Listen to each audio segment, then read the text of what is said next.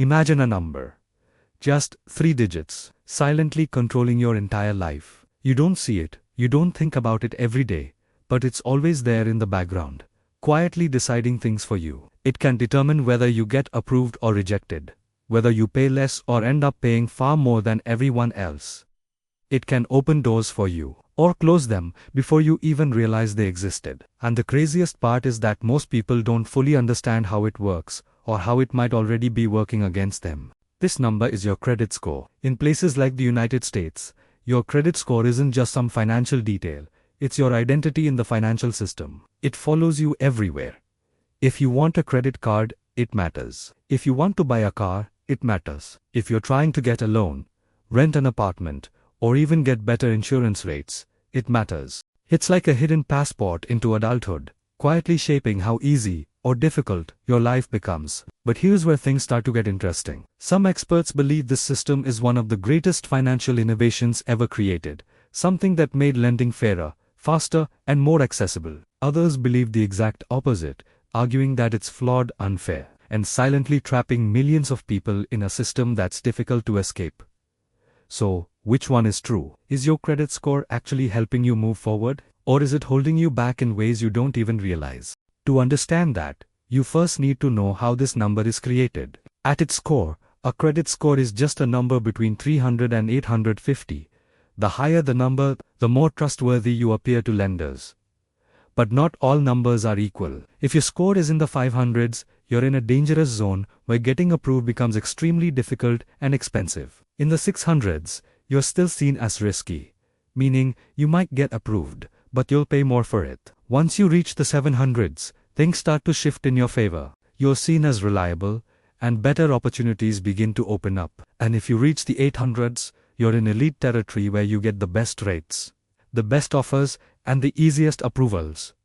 But this number isn't random. Behind the scenes, there's a system constantly analyzing your behavior, almost like a silent observer watching how you manage money. The biggest factor is your payment history, which makes up the largest portion of your score. Do you pay your bills on time or not? Even a single missed payment can have a bigger impact than most people expect. Then there's how much you owe, not just whether you have debt, but how much of your available credit you're actually using. Maxing out your credit cards sends a strong signal of risk. After that comes the length of your credit history. The longer you've been using credit responsibly, the better it looks. Then there's new credit, meaning how often you apply for loans or cards, because too many applications in a short period can make you seem desperate for money. And finally, your credit mix, which looks at the different types of credit you use. Together, all of this creates a picture of you.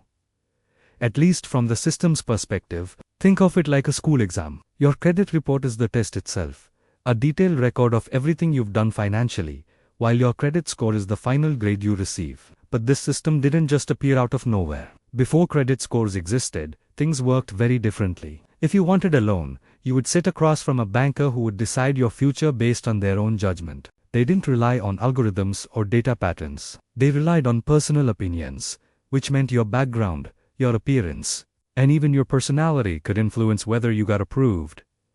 As you can imagine, that system wasn't always fair. Bias and discrimination could easily play a role, and decisions could vary wildly from one person to another. That's why credit scoring was introduced, to remove subjectivity and replace it with data. Instead of relying on human judgment, lenders could now rely on numbers. This made decisions faster, more consistent, and cheaper. It also helped reduce some forms of discrimination, because the system only looks at financial behavior, not personal characteristics like gender, race, or education. In theory, this sounds like a perfect solution, but efficiency doesn't always mean fairness. And that's where the cracks begin to show. Because while the system looks objective on the surface, it still has deeper issues that affect millions of people. One of the biggest problems is that your credit score is based on your past. It looks at your history and uses it to predict your future. But what if your past doesn't tell the full story? What if your financial situation was shaped by things outside your control? Critics argue that this is where the system becomes problematic, because it can end up amplifying existing inequalities. Certain groups are statistically more likely to have lower credit scores. Not necessarily because they are less responsible, but because of historical and structural disadvantages. And since the system relies on past data, those disadvantages can follow people for years, even decades. Then there's another surprising issue. Having no credit can be just as bad as having bad credit. If you've never taken a loan or used a credit card, you might assume that's a good thing. But in this system, it actually works against you. Without a credit history, the system has no data to evaluate you, and when it doesn't have data, it assumes risk. That means fewer opportunities, higher costs, and more rejections. This becomes even more complicated for immigrants, who might have been financially responsible their entire lives in another country, only to move and find that their entire financial history no longer exists. They start from zero, or sometimes even worse than zero, because they are seen as an unknown risk. And then there are situations that feel almost unfair. People can start their adult lives already at a disadvantage because of mistakes made by others or circumstances they couldn't control. But perhaps the most alarming issue is something most people don't expect at all.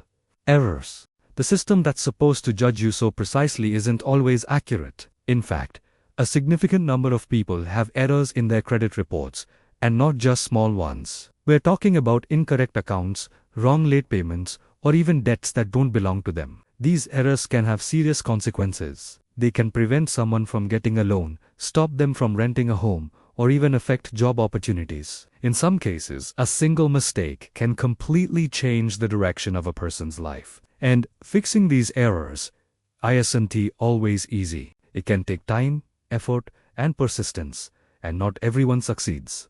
Meanwhile, the industry maintains that the system is highly reliable, that there are strict regulations in place, and that accuracy is a top priority. So on one side you have critics saying the system is flawed and difficult to fix, and on the other, you have industry experts defending it as one of the most reliable systems in the world. The truth is likely somewhere in between, because while the system has real flaws, it's also evolving. In recent years, there have been efforts to make credit scoring more inclusive by introducing alternative data. Instead of relying only on traditional credit behavior like loans and credit cards, newer models are starting to consider things like rent payments, utility bills, and even how you manage your bank account.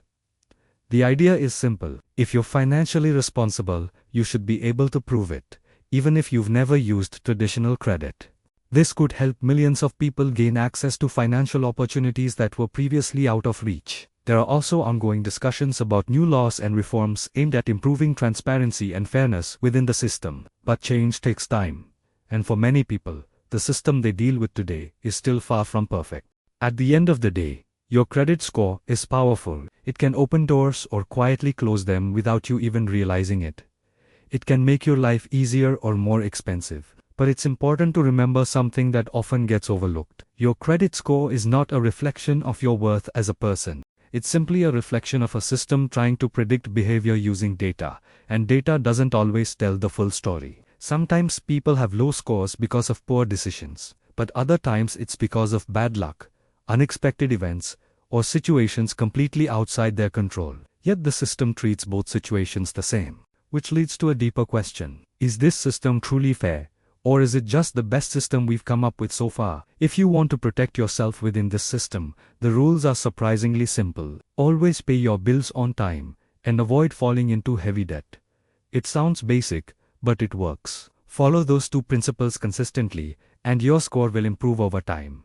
But beyond that, it's worth understanding the system itself, because once you understand how it works, it stops being something that controls you from the shadows. Instead, it becomes something you can navigate, something you can manage, and maybe even something you can use to your advantage. And that shift, from confusion to clarity, might be the most powerful move you can make. So here's the truth. No one really tells you. This system isn't going anywhere anytime soon. Whether it's fair or flawed, whether you agree with it or not, it's already shaping opportunities, decisions, and futures every single day.